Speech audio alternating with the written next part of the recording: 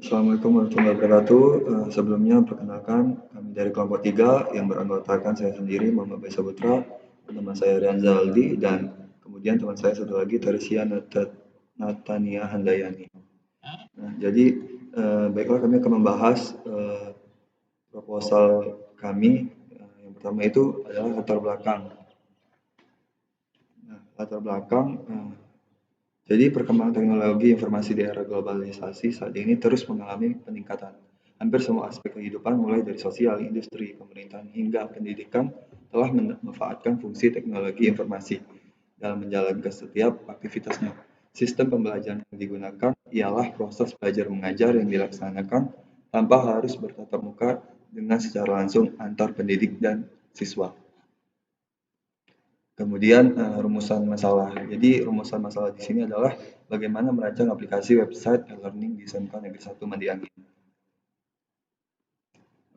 Oke, batasan masalah ya tersebut ada 5. Yang pertama data yang diolah adalah data siswa, data guru, data pelajaran, dan data kelas. Kemudian sistem yang dibangun berbasis web, dan kemudian perancangan e-learning yang akan dibuat menggunakan bahasa pemrograman PHP dan database MySQL. Kemudian lagi aplikasi e-learning ini hanya sebagai suplemen, bukan sebagai pengganti sistem pembelajaran yang sudah ada. Pemodelan sistem yang digunakan adalah use case diagram, activity diagram, class diagram, dan metode waterfall sebagai metode pengembangan sistem. Nah, tujuan penelitian adalah yang pertama menganalisa sistem pembelajaran yang saat ini sedang berjalan pada SMK Negeri 1 Mandiangin. Yang kedua, untuk merancang sistem aplikasi e-learning berbasis web di SMK 1 Mandiangin. Manfaat penelitian. Adapun manfaat dari penelitian yang ingin dicapai pada penelitian ini adalah mengetahui permasalahan yang terjadi pada sistem pembelajaran di SMK Negeri 1 Mandiangin. Kemudian yang kedua, diharapkan sistem e-learning dapat mendukung media pembelajaran yang lebih efektif. Diharapkan mempermudah guru dalam menyampaikan materi dan mempermudah siswa mendapatkan materi. Kemudian yang terakhir, bagi peneliti dapat menambah wawasan dan pengetahuan yang lebih luas mengenai e-learning. Nah, kemudian untuk bab 2 akan dilanjutkan oleh teman saya. Bab 2 landasan teori. Yang pertama yaitu media pembelajaran atau e-learning. Perancangan adalah mengidentifikasi berbagai kebutuhan pengguna dan menspesifikasikan berbagai kebutuhan sistem yang baru. Yang kedua, aplikasi. Aplikasi adalah suatu subkelas perangkat lunak komputer yang memanfaatkan kemampuan komputer langsung untuk melakukan suatu tugas yang diinginkan pengguna. Yang ketiga, internet. Internet kependekan dari Interconnected Network. Merupakan sistem global dari seluruh jaringan komputer yang saling terhubung menggunakan standar Internet Protocol Suite untuk melayani miliaran pengguna di seluruh dunia. Selanjutnya yaitu e-learning. E-learning adalah sistem atau konsep pendidikan yang memanfaatkan suatu teknologi informasi dalam suatu proses belajar mengajar. Selanjutnya itu alat bantu permodelan pengembangan sistem. Yang pertama ada use case diagram. Use case diagram yaitu deskripsi lengkap tentang interaksi yang terjadi antara para aktor dengan sistem perangkat lunak. Yang kedua ada kelas diagram. Kelas diagram yaitu menggambarkan struktur sistem dari segi pendefinisian kelas-kelas yang akan dibuat untuk membangun sistem. Yang ketiga itu ada activity diagram. Activity diagram adalah menggambarkan workflow atau aliran kerja atau aktivitas dari sebuah sistem atau proses bisnis atau menu yang ada pada perangkat lunak.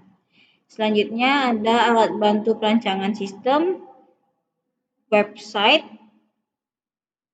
dan tinjauan pustaka. Selanjutnya bab 3 akan dilanjutkan oleh saudara Rian. Nah, bab 3 sini yaitu metode penelitian, di mana sini ada identifikasi masalah, studi literatur, pengumpulan data, pengembangan sistem, dan pembuatan laporan. Pada identifikasi masalah sini ada pada tahapan menulis mengidentifikasi lingkungan sekitar dan juga menggali informasi sehingga nantinya dapat analisis untuk menemukan masalah.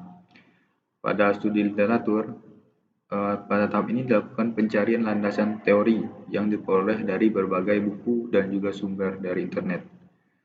Yang ketiga yaitu pengumpulan data. yaitu sebagai bahan pendukung yang berguna bagi penulis dalam mengumpulkan data yang diperlukan dalam penelitian. Seterusnya yaitu pengembangan sistem, yaitu pada tahap ini dilakukan pengembangan sistem dengan menggunakan metode waterfall atau metode air terjun.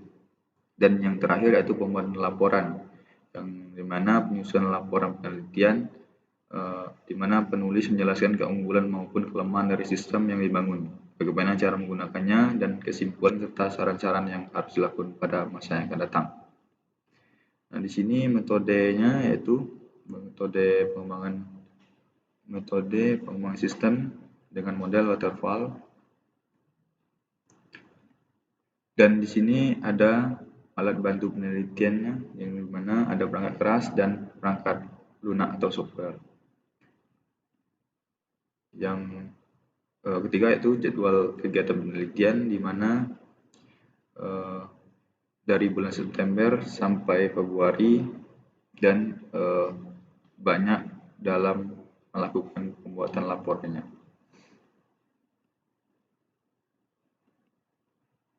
Di sini kami akan menjawab pertanyaan-pertanyaan dari dosen kami. Yang pertama yaitu jelaskan teknik pengumpulan data yang akan digunakan pada penelitian Anda.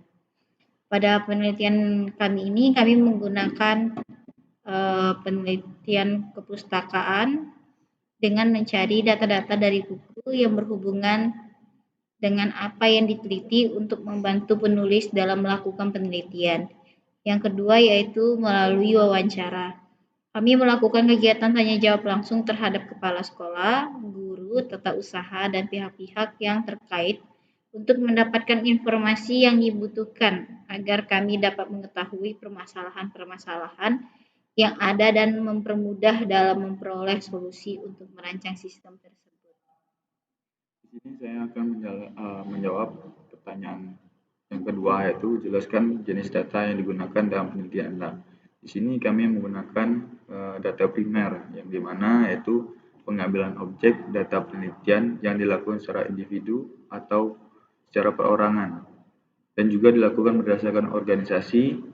Karena pengambilan data ini dilakukan secara individual, maka dapat dilakukan dengan wawancara. Baiklah, pertanyaan 3, jelaskan tentang luaran hasil penelitian yang akan dicapai. Nah, jadi hal yang dicapai itu yaitu adalah dibangunnya sistem learning pada SMK Negeri 1 Madiangin berbasis web. Ini dapat memberikan pelayanan dengan proses pembelajaran yang lebih baik. Maka hasil dari penelitian kami yaitu sistem learning dapat meminimalisir masalah ruang dan waktu pembelajaran karena sistem ini dapat diakses secara online.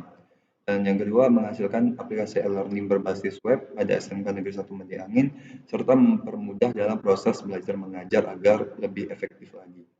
Nah, yang terakhir, siswa dapat menggunakan aplikasi e-learning untuk mengerjakan soal latihan dalam bentuk apapun sesuai tugas yang diberikan oleh guru. Nah, mungkin untuk presentasi kami sampai di sini dulu. Untuk kurang dan lebih mohon maaf.